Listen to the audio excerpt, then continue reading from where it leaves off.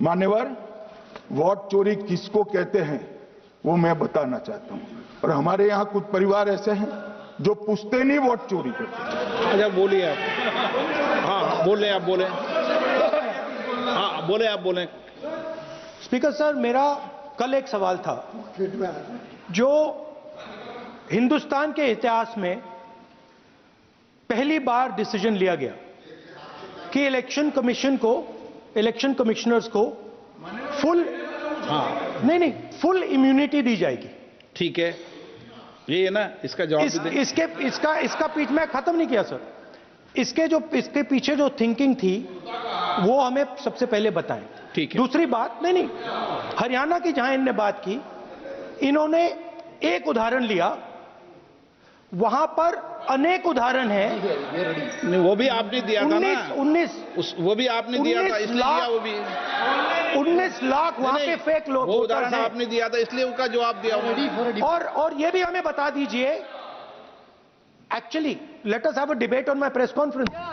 Let us go, let us have very good idea, let us have a debate on the press conferences. Amit Shah ji, I challenge you to have a debate on the 3 press conferences. Please. ठीक है, बैठ जाइए, please बैठ जाइए। माननीय, please माननीय, आपने बात की थी, प्लीज। डिबेट ही तो चल रही है। उत्तर प्रदेश में और हरियाणा में दोनों चुनाव में वोट कैसे दे रहे हैं? प्लीज ये भी जवाब दे दीजिए। माननीय गृह मंत्री जी। मान्यवर, पहली बात मैं स्पष्ट करना चाहता हूं, मैं 30 साल से विधानसभा और संसद में जनप्रतिनिधि के रूप में चुनकर आता हूं। मुझे लंबा अनुभव है संसदीय प्रणाली का। विपक्ष के नेता महोदय कहते हैं कि पहले मेरी बात का आप जवाब दीजिए, मैं सुनना चाहता हूं। आपकी मुंसफी से संसद नहीं चलेगी। मेरे आप बोलने का क्रम मैं तय करूंगा, इस तरह से नहीं चलेगी संसद। मान्यवर, उनको धैर्य रखना चाहिए, मेरा जवाब सुनने का। इनकी एक एक बात का जवाब मैं दूंगा, मगर मेरे भाषण का क्रम वो तय नहीं कर सकते, मैं करूंगा, क्योंकि मैं बोल रहा हूं।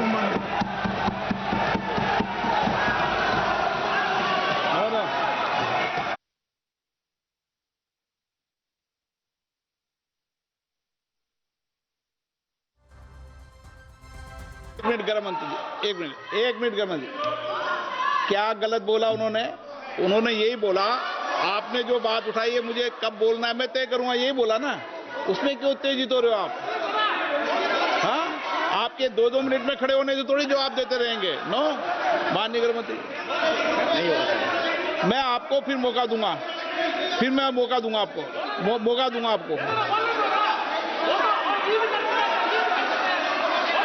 हाँ, बोलिए। हाँ, बोलिए सर, ये बोलिए। आपने अगर अमित शाह जी का रिस्पांस देखा तो ये कंप्लीटली डिफेंसिव रिस्पांस है।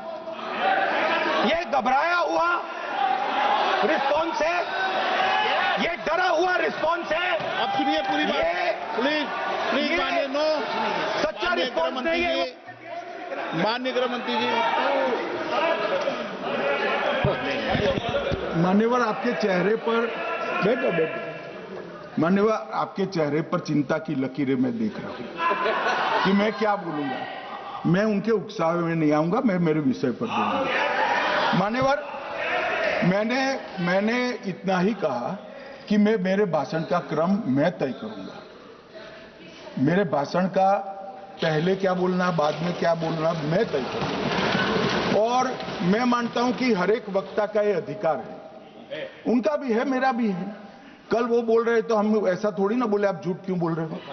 हम नहीं बोल सकते साहब, वो माननीय विपक्ष के नेता है, वो बोल सकते अपना भाषण। मान्यवर, और मैंने तो ये भी कहा, मेरा पूरा भाषण छूट कर कुछ बच जाता है तो आप पूछिएगा, मैं जवाब दूंगा। मगर अब धैर्य भी चाहिए और सुनना भी चाहिए, दोनों चीजें करनी पड़ती है। मान्यवर, वोट चोरी का कोहराम बचा है। मैं वोट चोरी किसको कहते हैं वो बताना चाहता हूं। वोट चोरी के 3 आयाम हैं। एक तो मतदाता नहीं है, मतलब योग्यता नहीं है, और आप वोटर बन जाते हो तो वोट चोरी माना जाएगा। दूसरा, आप गलत प्रकार से चुनाव जीतते हो तो वोट चोरी माना जाएगा। और तीसरा, जनादेश को डिफाई करते हो, मतलब वोट के विपरीत आप कोई पद प्राप्त कर लेते हो तो भी एक प्रकार से वोट चोरी होता है। अरे सुनो ना, क्यों जल्दबाजी करते हो मानिकम, क्यों अब आपके मोबाइल पर तुरंत आएगी ब्रेकिंग न्यूज। स्क्रीन पर सबसे पहले दिखेगी बड़ी खबर, देश दुनिया की हर खबर एक जगह। अब आपके मोबाइल पर तुरंत फटाफट इंस्टॉल कीजिए न्यूज नेशन ऐप और रखिए खुद को अपडेट।